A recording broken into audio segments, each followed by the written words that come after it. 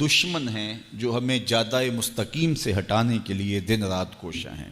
ایک نفس اور دوسرا شیطان۔ نفس اور شیطان دونوں دشمن ہمیں راہ حق سے ہٹانے کے لیے دن رات جد و جہد میں ہیں اور ہمارے خلاف مساعی جد و جہد اور محنت کر رہے ہیں۔ ان میں جو نفس ہے وہ بڑا دشمن ہے یا شیطان بڑا دشمن ہے؟ عمومی طور پہ تو یہ کہا جاتا ہے کہ شیطان نے ہمیں ورغلا دیا، لیکن شیطان جب خود ورغلایا گیا، شیطان جب شیطان بنا تو اس وقت کوئی دوسرا شیطان تو نہیں تھا جس نے شیطان کو ورغلایا، وہ نفس تھا جو شیطان کو بھی شیطان بنا۔ نفس نے اندر سے سر اٹھا کے کہا تھا نا، آنا خیر منہ، میں بہتر ہوں، اور باقاعدہ دلیل کھڑی کر لی اس کے نفس نے، خلقتنی من نار وخلقتہ من طین، مجھے تو نے آگ سے پیدا کیا ہے، اسے تو نے مٹی سے پیدا کیا۔ مٹی افضل نہیں ہوتی، مفضول ہوتی ہے، اور آگ اٹھتی ہے اوپر کو جاتی ہے، یہ افضل ہے، لہٰذا افضل مفضول کو سجدہ کیسے کرے؟ میں سجدہ نہیں کروں گا۔ باقاعدہ اس کے نفس نے ایک دلیل تراشی۔ اللہ اگر چاہتا اس کی دلیل کے بخی و دھیڑ کے رکھ دیتا، لیکن اللہ تعالیٰ نے اس کی دلیل کا جواب دینے کی بجائے کہا جا میرے دربار سے نکل جا۔ اس نے کہا مالک مجھے مہلت دے دے، کہا جا قیامت تک تجھے مہلت۔ اللہ اکبر۔ تو اب شیطان کو شیطان بنانے والا نفس ہے جس نے اندر سے کھڑے ہو کے کہا انا خیر منہ، میں بہتر ہوں۔ اس میں نے شیطان کا بیڑا غرق کر دیا۔ انانیت اسے کہتے ہیں، انا خیر منہ، اس سے انانیت ہے، میں بہتر ہوں۔ ایک بزرگ تھے،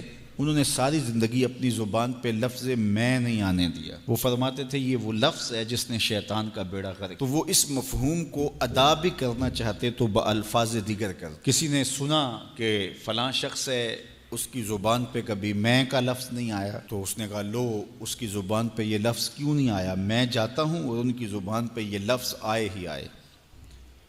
ہر شخص کی اپنی ترجیحات ہوتی ہے۔ ایک مہم پہ نکلا کہ ان کی زبان پہ لفظ میں لے کر آنا۔ گیا، حضرت بیٹھے تھے، حضرت ایک مسئلہ پوچھنے آیا ہوں۔ بیٹا پوچھئے۔ کہا شیطان کو کس چیز نے برباد کیا تھا؟ حضرت اب تو بولیں گے نا کہ میں نے اس کا بیڑا غرق کیا تھا، تو کہوں گا جیسے بھی زبان پہ لفظ تو آئی گیا، اور شیخ بھی بڑے سمجھدار تھے، سمجھ گئے اس کی نیت کے کھوٹ کو کہ یہ کیوں آیا ہے اور یہ مسئلہ کیوں پوچھ رہا۔ ہر مسئلہ تفہیم کے لیے نہیں پوچھا جاتا، اس کے مقاصد اور بھی ہوتے ہیں، اور اہل اللہ کو اللہ نے وہ بصیرت دی ہوتی ہے جو سائل کے انداز سے سمجھتے ہیں کہ اس کے مقاصد۔ تو کہا حضرت پوچھنے آیا ہوں کہ شیطان کو کس چیز نے برباد کیا؟ حضرت فرمانے لگے نماز کا ٹائم ہو گیا، ابھی جماعت کھڑی ہونے والی ہے، نماز کے بعد اس پہ بات کر۔ خیر نماز ہوئی، سلام پھرا تو حضرت خود فرمانے لگے کسی نے پوچھا تھا کہ شیطان کو کس چیز نے برباد کیا؟ جواب دینا چاہ رہا ہوں کس نے پوچھا تھا؟ جھٹ کھڑا ہو گیا میں نے۔ کہا بس اسی نے اس کا بیڑا غرق کر دیا۔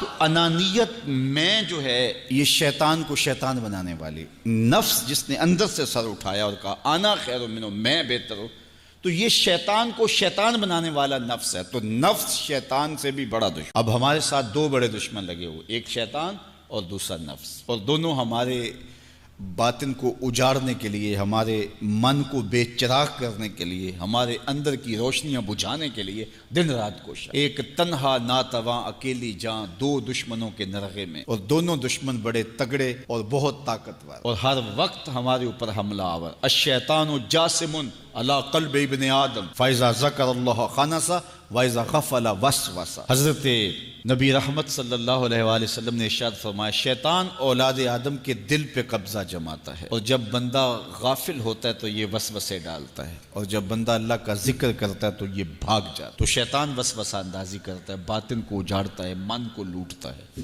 نفس اور شیطان دو بڑے دشمن تھے جو ہمیں جادہ مستقیم سے بہکانے کے لیے دن رات کوشاں تھے۔ اب اللہ کا کرم دیکھیے، اذا دخل رمضان سلسلت الشیاطین، جب ماہ سیام جلوہ فراز ہوتا ہے تو شیاطین جکڑ دیے جاتے ہیں۔ جو ہی ماہ سیام شروع ہوتا ہے، چاند طلوع ہوتا ہے تو شیاطین جکڑ دیے جاتے ہیں، پورا مہینہ وہ آزاد نہیں رہتے، جکڑ دیے جاتے۔ سلسلت الشیاطین، یہ جو مسجدوں کے دروازے کھل گئے، جہاں 1.5 صف ہوتی تھی وہاں 5 صف تراویوں میں ہیں، تو یہ شیطان کے بند جانے کی وجہ سے۔ لیکن مہنگائی کا طوفان ہے، بد نگاہی ہے، بد تہذیبی ہے، جھوٹ ہے، دیگر امور بد بھی جاری ہیں، یہ نفس کے موجود ہونے کی۔ نیکی کا ماحول پیدا ہوا یہ شیطان کے بند جانے کی وجہ، لیکن ہماری برائیاں بدستور موجود ہیں یہ نفس کے موجود ہونے کی وجہ سے۔ اب ہمارے لیے آسانی یہ ہو گئی کہ دو دشمن تھے جن کا ہمارے سے مقابلہ تھا، ایک نفس اور دوسرا شیطان۔ ہمارے لیے یہ سہولت ہو گئی کہ ہمارا ایک دشمن باندھ دیا گیا۔ اب دشمن ایک ہے جس سے ہم نے ماہ سیام میں اور وہ دشمن کون سا ہے؟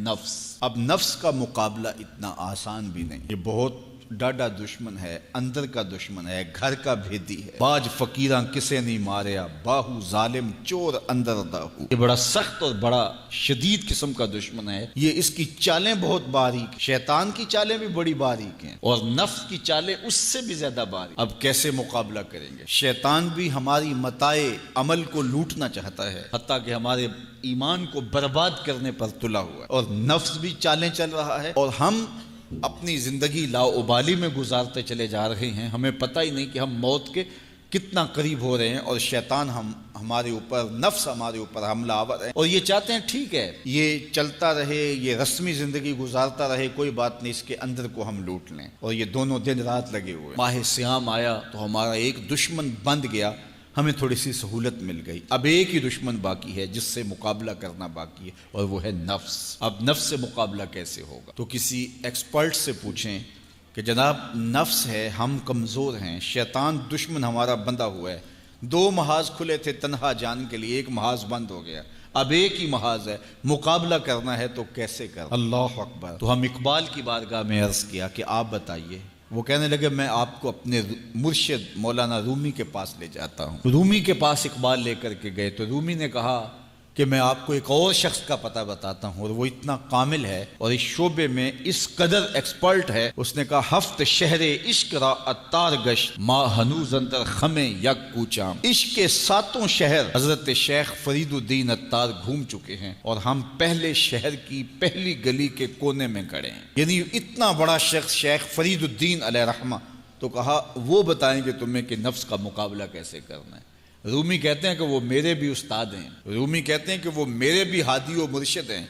جس عشق کے شہر میں میں داخل ہوا ہوں اور ابھی کونے پہ کھڑا ہوں، اس طرح کے 7 شہر وہ گھوم کے بھی آئے ہیں۔ آؤ ان سے پوچھتے ہیں کہ جناب نفس قابو کیسے کریں؟ تو شیخ فرید الدین اتار نے کہا نفس نتواں کشت الا باسے چیز، بات گوئم یاد گیرش اے عزیز۔ نفس نہیں مرتا، لیکن 3 اسلحے اگر آپ کے پاس ہوں تو یہ نفس ٹھہر بھی نہیں سکتا۔ غور سے سن لیجئے، روحوں میں اتار لیجئے، اور زندگی میں ہمارا مقصد ہے اس نفس کا مقابلہ کرنا۔ شیطان کا مقابلہ کرنا بھی ہمارا مقصد ہے، اور نفس کا مقابلہ کرنا بھی ہمارا مقصود زندگی ہے۔ ساری زندگی فریب میں ہم میں نہیں گزارنی، زندگی تیزی کے ساتھ گزر رہی ہے اور ہم آغوش موت میں اترنے والے ہیں۔ تو یہ ڈاڈے دشمن ہماری متاع عمل لوٹ رہے ہیں، ہمارے کیے ہوئے عمل کو عجب سے، تکبر سے، ریاکاری سے برباد کر دیتے ہیں۔ ہمیں پہلے عمل کی طرف جانے نہیں دیتے، پھر عمل کے اندر وسوسے ڈالتے ہیں، پھر عمل ہو جائے تو اس کو پھر برباد کرنے کی کوشش کرتے ہیں۔ کتنے ڈاڈے دشمن ہیں جن کے نرغے میں ہم پھنسے ہوئے ہیں۔ تو پھر ہمیں کوئی بندہ مل گیا ہے جو بتا رہا ہے کہ جناب اس کا مقابلہ ایسے کریں گے، تو پھر آج کی سن لیں ہم اور غور کر لیں اور اپنے اندر اتریں۔ تو شیخ فرید الدین اتار ہمیں بتا رہے ہیں، تو سنیے وہ کیا کہہ رہے ہیں۔ نفس نتواں کشت الا باسے چیز، نفس نہیں مرتا، یہ بڑا ڈاڈا ہے، لیکن 3 اسلحے اگر آپ کے پاس ہوں تو یہ ٹھہر بھی نہیں سکتا۔ وہ 3 اسلحے کون سے ہیں؟ خنجر خاموشی و شمشیر جو، نیزائے تنہائی و ترک ہجو۔ ایک خاموشی کا خنجر، دوسرا بھوک کی تلوار، اور تیسرا تنہائی کا نیزہ۔ یہ 3 اسلحے تمہارے پاس ہوں تو پھر نفس ٹھہر بھی نہیں سکتا۔ خاموشی کے خنجر سے نفس پہ وار کیا جا سکتا ہے۔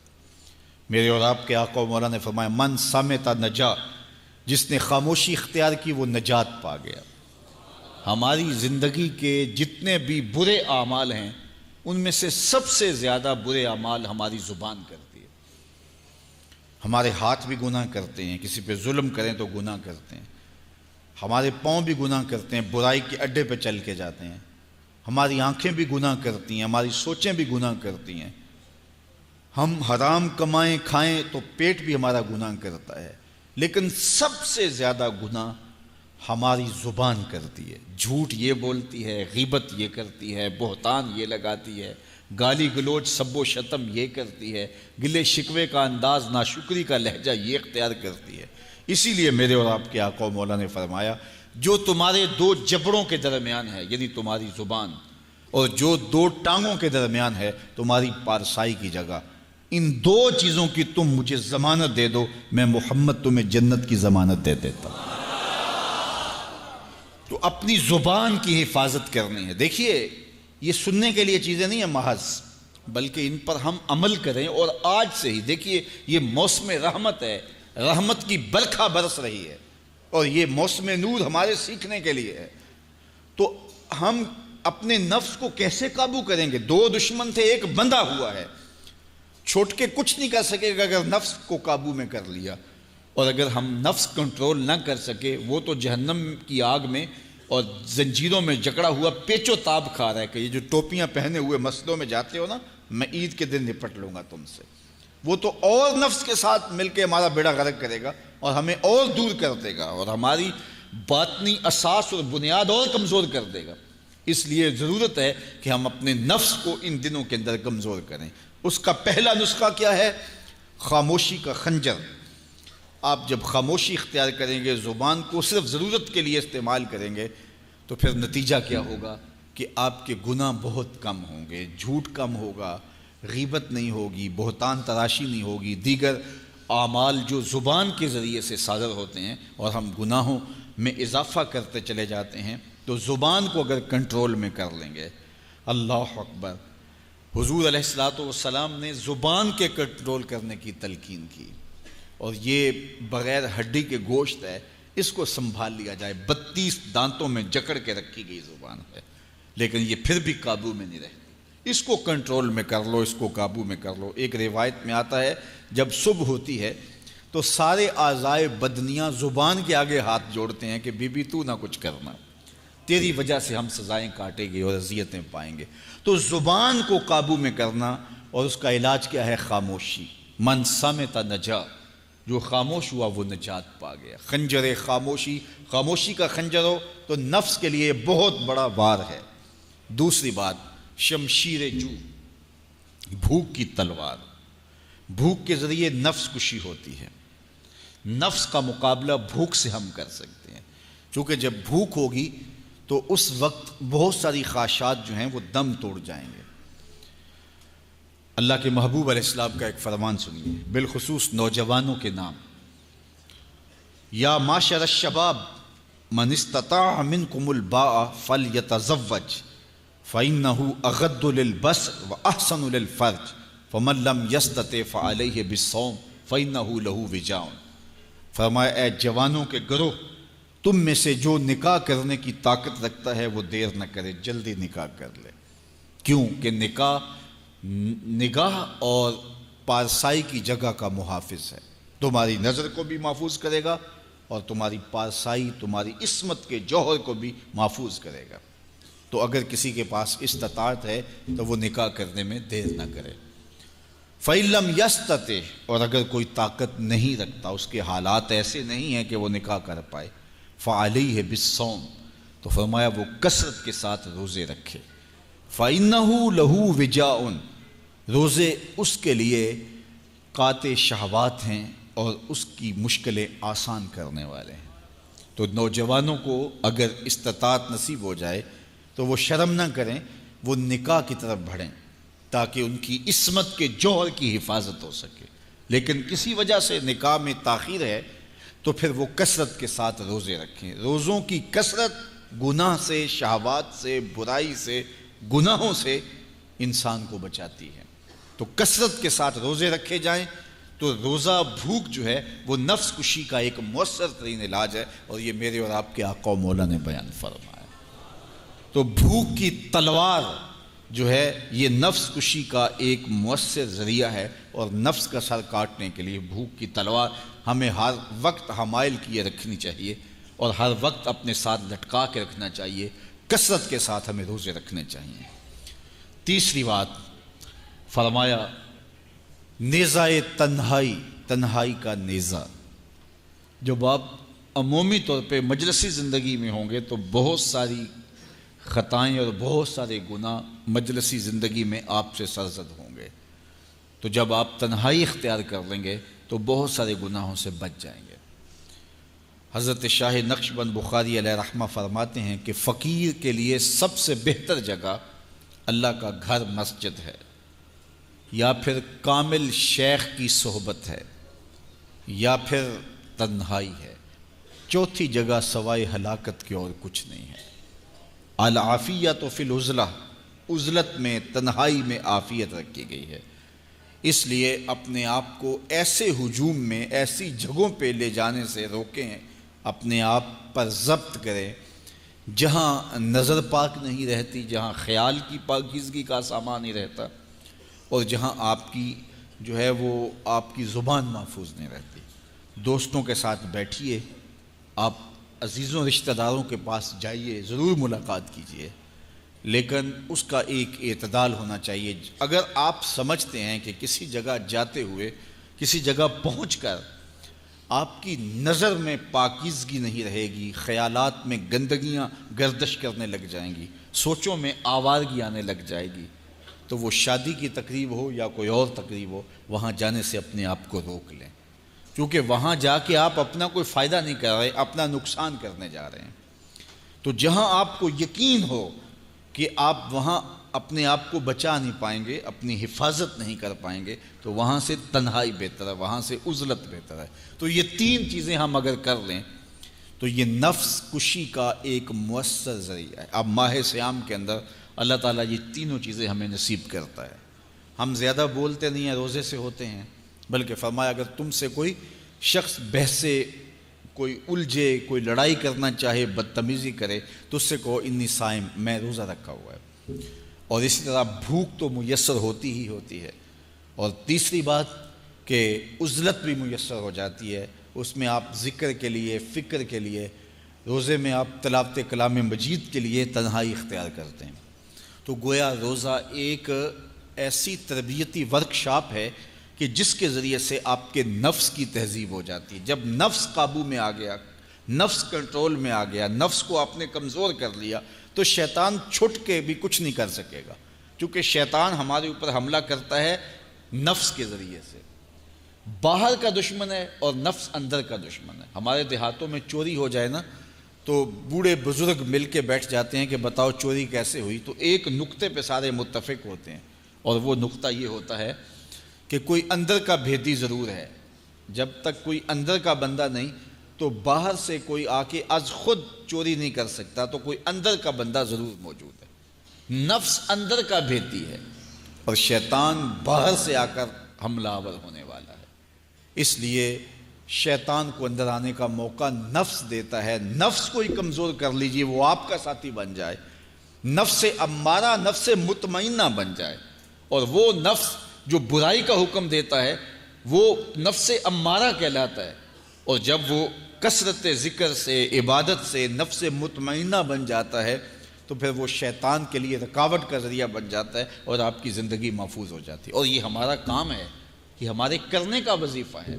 دیکھیے حضرت انسان کو اللہ نے اختیار دیا، زندگی دی، فہم دیا، ادراک دیا، گناہ کی قوتیں اور نیکی قوتیں ساری اس کے ساتھ لگی ہوئی ہیں۔ اس نے صرف ایک لا ابالی شخص کی طرح زندگی نہیں گزارنی کہ جو سامنے آ گیا کھا لیا اور جو زبان پہ آ گیا بول دی، ایسا نہیں ہے۔ یہ تو انسان ہے، اس کو تو اپنی زندگی کی راہیں خود متعین کرنی ہے کہ میری دنیا آخرت کے لیے نفع بخش کیا چیز ہے اور نقصان دہ کیا چیز ہے۔ انا ہدیناہ السبیل اما شاکرا و اما کفورا، کہ ہم نے اس کو دونوں راہیں دکھا دی، وہدیناہ النجدین، اس کو پتہ ہے یہ اچھائی ہے یہ برائی ہے، اس نے اس سے اجالنا ہے اپنے اندر کو اور اپنے باطن کو سنوارنا ہے۔ تو ماہ صیام ہمارے لیے موسم رحمت اور موسم نور ہے جو ہمارے اندر کی روشنی کا سبب اور ذریعہ ہے۔ تو آئیے یہ موسم اللہ نے ہمیں نصیب کیا، قرآن مجید کی کثرت سے تلاوت کریں، نفس کمزور ہوگا، تنہائی اختیار کریں، نفس کمزور ہوگا، اپنی زبان پہ قابو کر لیں، نفس کمزور ہوگا، بھوک تو ہم روزے کی وجہ سے کاٹتے ہی نفس کمزور ہوگا۔ اب شیطان چھٹ کر بھی عید کے دن ہمارا کچھ بگاڑ نہیں سکے گا اگر ہم نے اپنے نفس پہ قابو پا لیا، اور اگر نفس پہ قابو نہ پا سکے تو شیطان تو پھر پیچ و تاب کھا رہا ہے اور وہ ہمارے اوپر پھر اور زور و شور کے ساتھ حملہ ہوگا اور ہماری متاع عمل کو لوٹ لے گا۔ تو پھر کیا فائدہ ہوا کہ سارے مہینے کی محنت کی، عید کے دن، عید سے 4-5 دن بعد ہم نے لٹا دی، تو فائدہ کیا ہوا؟ اللہ نے اس عورت کی مثال بیان کی ہے قرآن میں جس کا توازن ذہنی ٹھیک نہیں تھا، اور وہ سارا دن سوت کاٹتی رہتی تھی اور شام کو اپنے ہاتھوں سے توڑ دیتی تھی۔ تو کہا کہیں ایسا نہ کرنا کہ تم بھی اس عورت کی طرح ہو جاؤ کہ اپنے ہاتھ سے کاتا ہوا سوت اپنے ہاتھوں سے ہی توڑ دو۔ پورا مہینہ بھوک کاٹی، پیاس کاٹی، تکلیفیں گوارا کیں، اور شام کو جو ہے وہ اپنے ہاتھ سے ہی وہ سوت کاٹنے والی خاتون سوت توڑ دیتی ہے۔ تو کہیں ہم بھی ایسے نہ ہو جائیں کہ مہینے کی محنت ہر سال عید یا عید کے چند دن بعد برباد کر لیں، پھر اگلے سال مہینے کی محنت کریں، پھر عید کو برباد کر دیں، تو کیا فائدہ ہوا؟ تو ہم نے جو نعمت سمیٹی ہے، جو چیز دی ہے، جو چیز حاصل کیا، اس کو جذب کر لیں روح کے اندر، اس کو اپنے من کے اندر اتار لیں۔ اہل ایمان کو ایک دعا تلقین کی گئی ہے، وہ کیا دعا کرتے ہیں؟ ربنا لا تزغ قلوبنا بعد اذ ہدیتنا، اے اللہ ہدایت کے بعد ہمارے دل کو پھر دوبارہ ٹیڑھا نہ کر دینا۔ اگر ہدایت دی ہے تو وہ نصیب ہی رہے، وہ من میں جذب ہو جائے، وہ روح میں اتر جائے۔ تو میں اور آپ اپنی زندگی کو اللہ اور اس کے رسول کے نام پہ لگایا ہے، تو پھر اپنی ساری زندگی کو اللہ اور اس کے رسول کے نام پہ لگا دیں۔